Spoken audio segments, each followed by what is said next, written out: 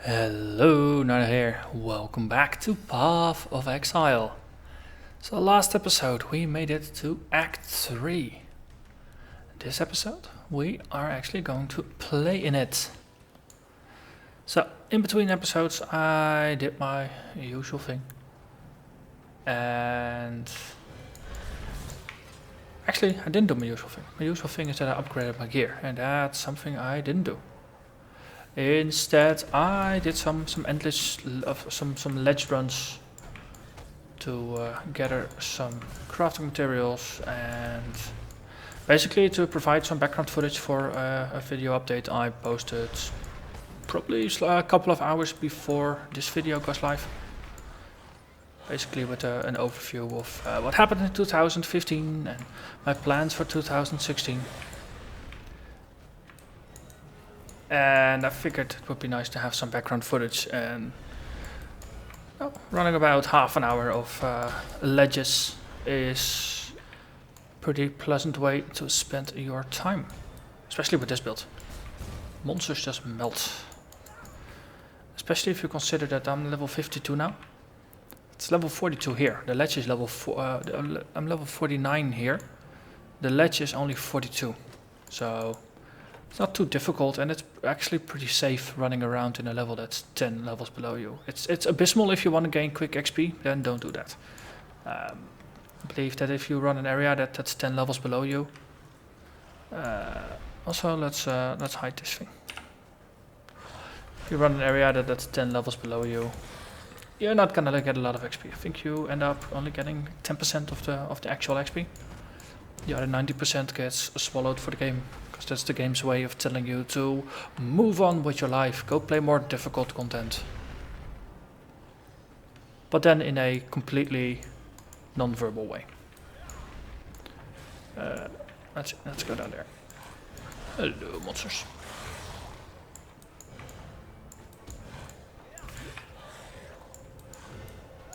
Okay. I want my chaos column. Here, resummon. Okay, and I think there was a queen here. Queen is to die.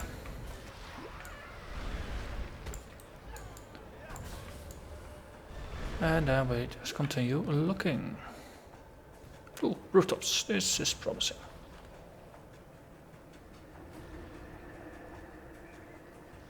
Wow. Fastest trip to the crematorium ever. Most of the time I end up wandering about here for 10 to 15 minutes. This is good. This is very good. Let's see what this area has to bring.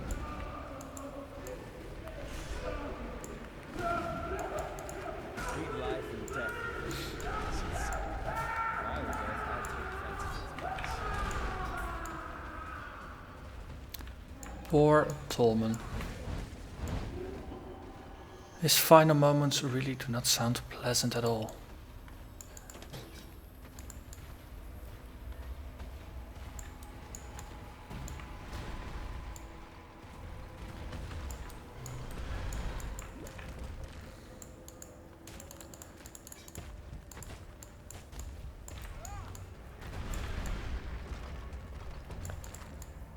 So I've been interacting with some viewers in regards to the specific builds I'm following and where it's going, and I think I need to head north here rather than south. Man, the game completely reorients levels now. That's a change. Hey, builds. Yes, I was interacting with people about the builds. So, Black Maw. We can interact with that.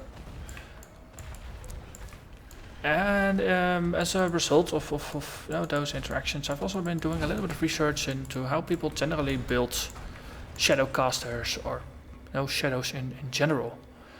And it's interesting to see some differences, especially when it comes to flavor. I mean, I'm playing a hardcore build, so hardcore is always a special snowflake, because rule 1 is don't die. Rule 2 is kill things, but always don't die. That always comes up front. And unless a build is specifically marked for hardcore, and people actually made it to the end game with that build on hardcore. And especially if you consider that I'm a solo self-found player, so I don't trade with others. This is a new league, so I don't really have a lot of materials to begin with. So I really have to find everything, and master crafting is basically the most reliable way of getting some affixes on my items.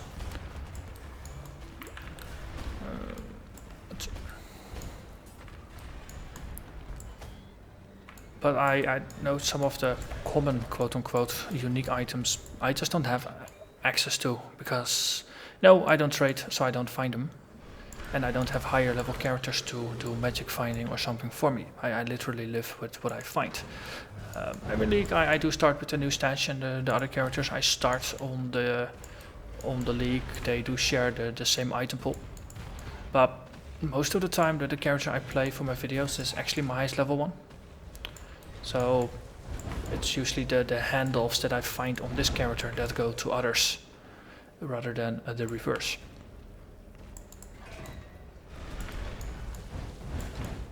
So it's tough comparing builds, because I have more constrained requirements on my builds than usual. Also, you here have some monsters, of course. He dies when my army is done summoning. Oh well. Just need 48 more kills before I find piety. But I think in terms of survivability, what I'm aiming for, this might turn out pretty well. I mean, it's an experiment. So far I've mostly played life and armor builds. So there life is usually pretty easy.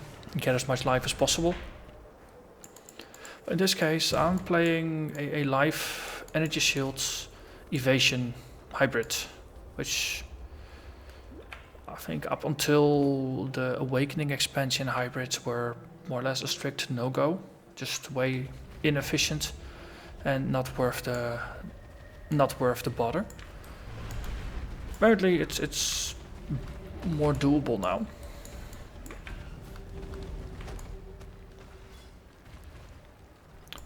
So the end result of this will be that from the skill tree I get about 110% extra life. So every point of basically every 100 points of base life I get turn into 210 points of actual life. Energy shield I'll get about 250% bonus. So every 100 energy shield will turn into 350 energy shield. And evasion also, that's about 100%. So no, every 100 points of evasion turns into 200 points of evasion. And my whole idea is of course I got a shield, so I block as well. So step 1, evade things. If evasion doesn't work, block things. And that's mostly melee attacks, because you can't block spells unless you get spell block, which I don't know, it's 7% that you can get from the witch area. It doesn't seem like a lot, but I'm willing to change my mind on that if I see some compelling results. Let's actually not assign points while fighting. But stuff's happening. Is this room clear now? Almost.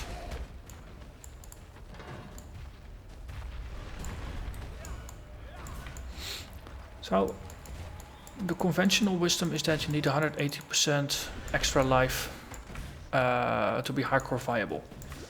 The thing is, my assumption is that applies to pure life builds. In my case, I have a life energy shield hybrid. So if I manage to compensate for those missing 80% of life with a whole bunch of energy shield, I may turn out to be tankier than that. Basically, I use energy shield as my life, and the moment energy shield is gone, I withdraw from combat. So the rest of my life pool is basically just for a safe disengagement from combat, and to, you know, catch spike damage and things like that. Okay, that's actually a certain skill point. So I'm currently going towards blast radius to increase the size of contagion even further and to make it even more viral than it already was.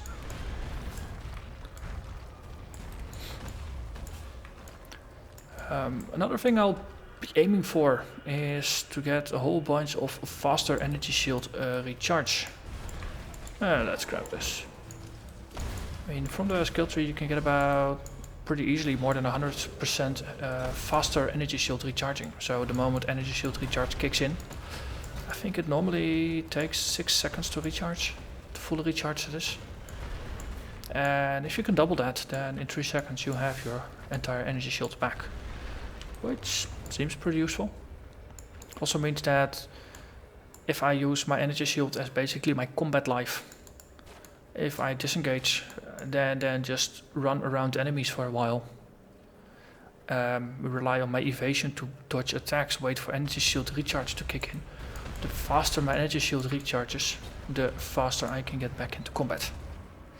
I don't think it's possible from the tree to actually get energy shield to recharge faster, but there are a couple of unique items that do that. The first version of this character, I think, actually had a belt that caused that. So that's something that I hope I'll find later on.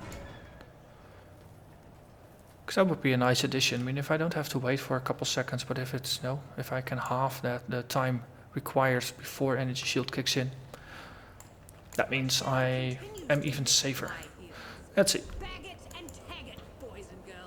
Right, let's summon my army.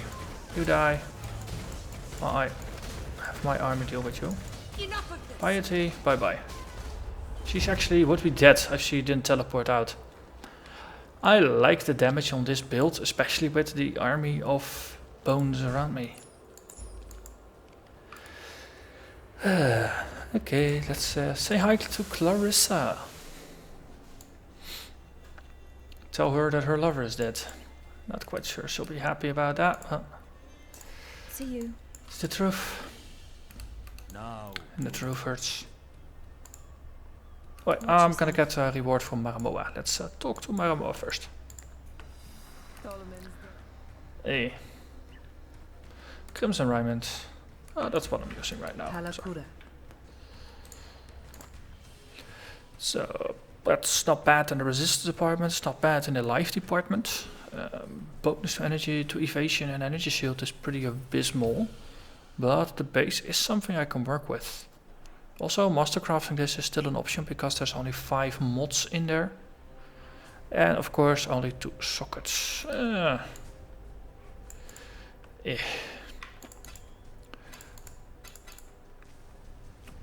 Could have been better.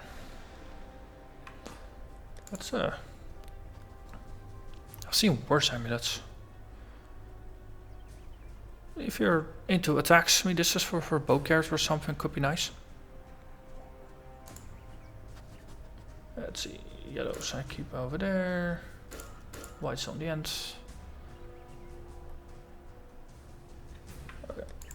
Let's see, this flask I might do something with it someday, everything else I'll just this one I'll just do something with, and the other things I can sell. Ask away.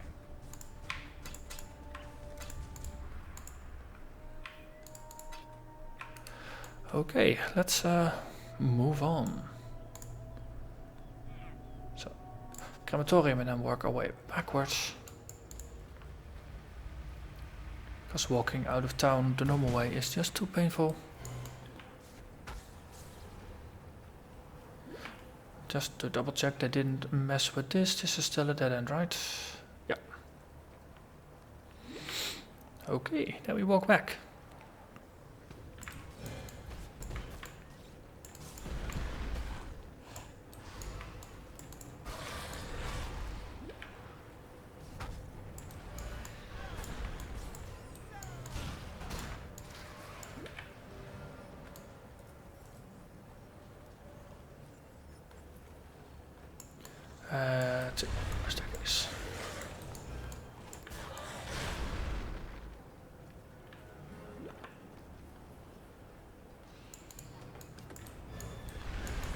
Yellow queen.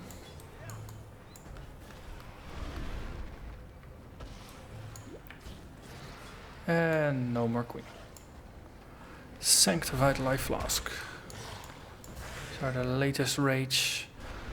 They have 15 out of 30 charges that get consumed. Which seems worse. I mean, they recharge insanely quick. I mean, almost 1500 life in 3 seconds. That's 500 life per second. For regen, that's pretty darn cool.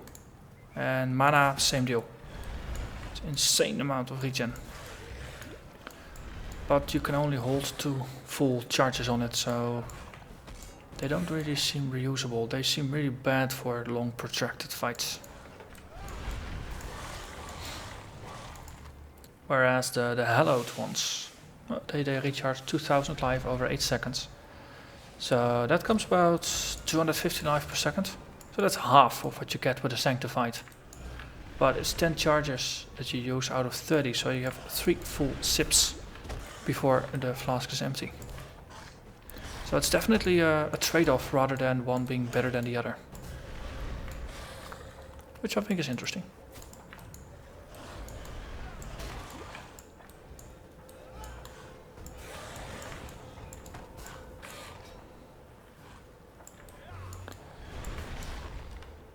Let's see. Let's get back to the topic of builds, since I talked about defense so far. Other thing is offense. I had a quick tally of bonuses to chaos damage and damage over time and spell damage and projectile damage in case of this little skill. Whoop. Also, I'm getting trapped. There's an exile up there. Oh, perpetuous. This is what I meant with disengage. My energy build bulb was gone. I immediately sought to get the hell out.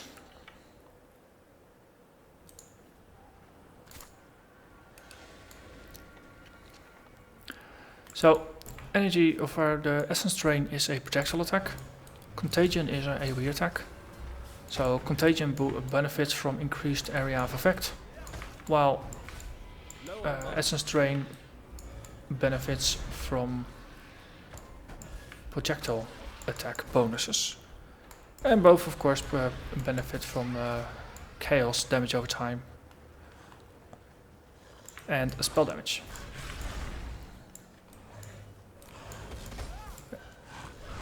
Right, here, have some minions.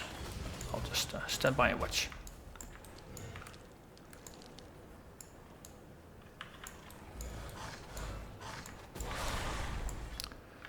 So in total, all of those bonuses got to about just under 400% increased damage.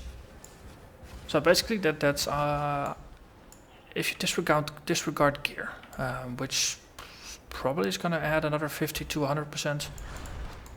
So, but even if it's just disregarding gear, just purely the skill build, which is what you can control after all, will almost increase my damage by a factor of 5.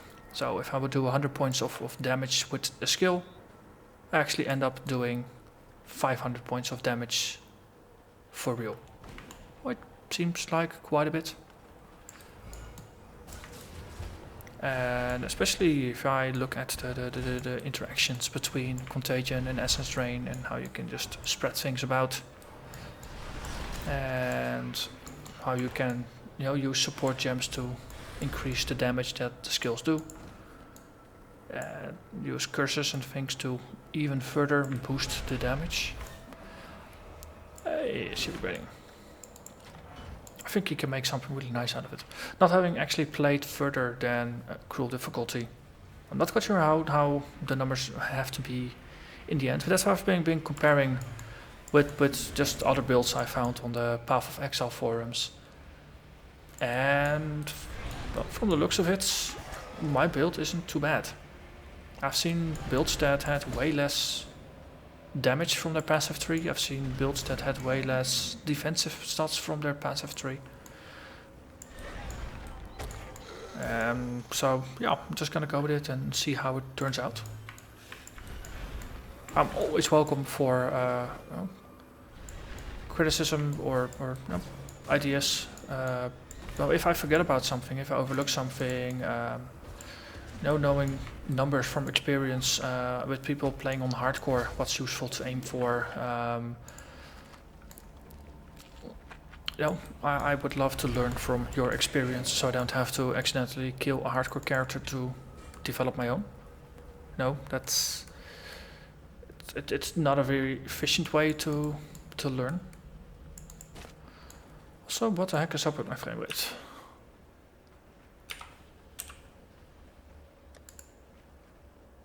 When at full screen. That should be a lot better. It actually makes a difference. It doesn't make a difference when I'm just playing normally, but when I'm recording, it definitely does make a difference. So sorry for the dropping frames before. Should be fixed now.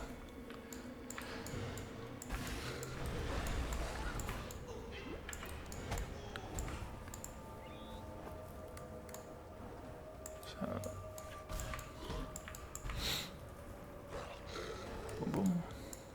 Stash, that's one of the statues. Nice, don't have to go back for that one later then.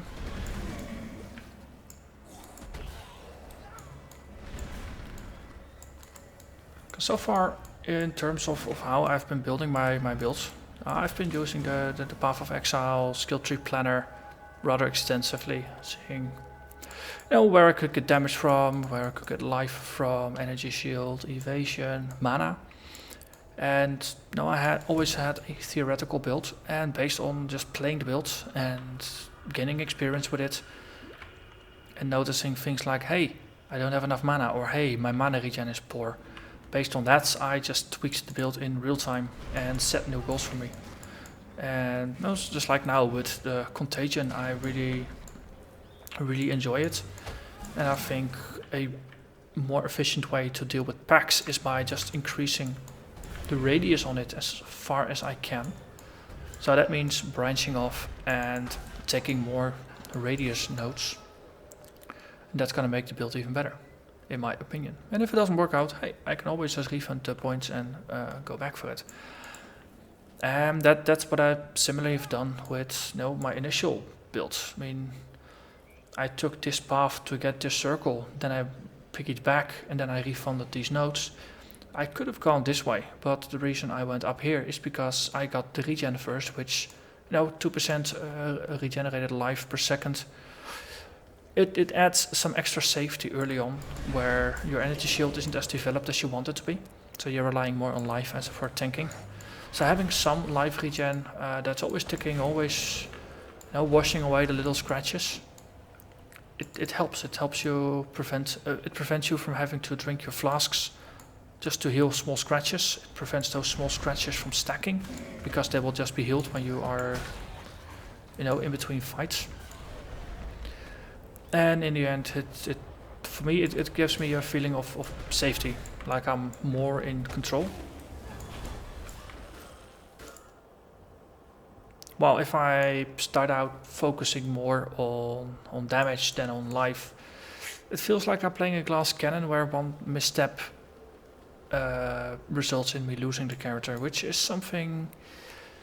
Oh, let's just say I'm pretty good at losing glass cannons. If there's a tank between me and damage, and between me and monsters, that's definitely very helpful for just to preventing player errors. I mean, so far I haven't lost a character where I couldn't have prevented the death. It's always been player errors, always been something I could have learned from. Let's see. That's a whole bunch of lightning damage added to spells. Mana regen, mana. The damage in this case, of course, only applies to my initial hit. That's actually not useful. So, bye bye. And some some flasks. Also, I need to talk to Harrigan. Give him the statue. Why didn't I sell that axe? Ask away. Seems a bit silly. So. Okay, So, anything more I have to say about the build? So I keep revising, and in the description I try to keep an up-to-date link to my current plans for the build. So my current plan is to take blast radius and the associated AoE bonuses. Then I'm gonna work my way up via here upwards. Then I think I was gonna go for Whispers of Doom to get the second curse. That way I can have the vulnerability stack on top of temporal change. I want to get Unnatural Calm, because that's part of the energy shield chain over here. I'd like to get Corruption.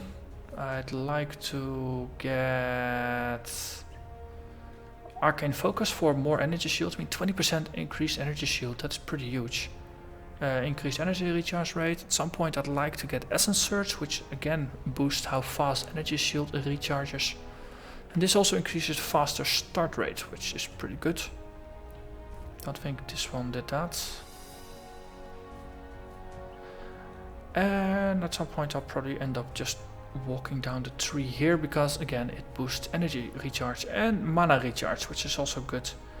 Might grab the mana nodes here, and I might end up refunding Soul Siphon and this if my mana regen becomes good enough at some point.